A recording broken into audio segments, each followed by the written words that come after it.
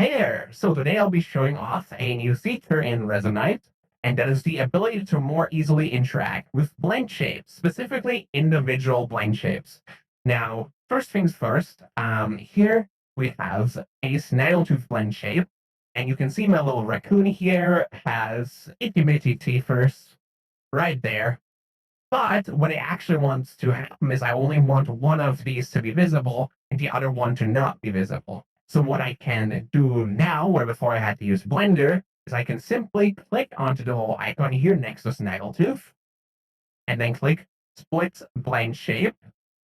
And looking down, you can see the x-axis, which is the red one, which is also red here, the y-axis, which is the green one, and the z-axis, which is the blue one. Now, since the x-axis is the red one that goes on left and right, and I want to split it based on left and right, I click Split Blend Shape across X. This will process a moment. It might take a few seconds for you, depending on how strong your PC is, but then you'll see this is split up now into left and right. So now if we say, for example, I only want the snaggletooth on the right, I can move back down the left one. Yeah, perfect. So now that I have it how I want it, and I want to keep it exactly that way, I can actually go to the right blend shape here, and I can say bake. This will take its current position at value 1 and add it to the basis, so now I can no longer change it. I always have the snaggletooth here. Now, for the left one, I could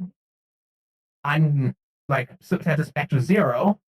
However, I could set it back to 0 and then bake it. However, what I can also do instead is I can keep it at 1, just like the other one, and instead of baking it up here, I can click remove.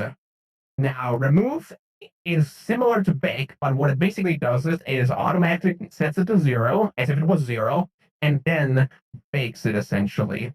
So the deformation is not applied, it is just entirely removed. This can be useful if the blind shape that you're trying to remove is driven by something and you don't want to go for the trouble of disabling what is driving it. Also, it's a little bit faster. You just go blind shape and then remove. Now, all of these are going to take a sec to process and then update. One thing to keep in mind currently is that there is no way to undo these if you do them from the inspector, because it does not generate an undo step.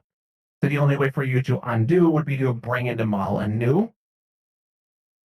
And while this works on an avatar that's currently in its default pose, it might not work properly if you try to do it for the inspector on an avatar that is posed differently than the default pose. Now, that is pretty much everything about blend shapes for now. I might be making another video later that goes more into the blend shapes with Flux specifically. But yeah, I hope this helps you, and I hope you enjoy. Bye-bye.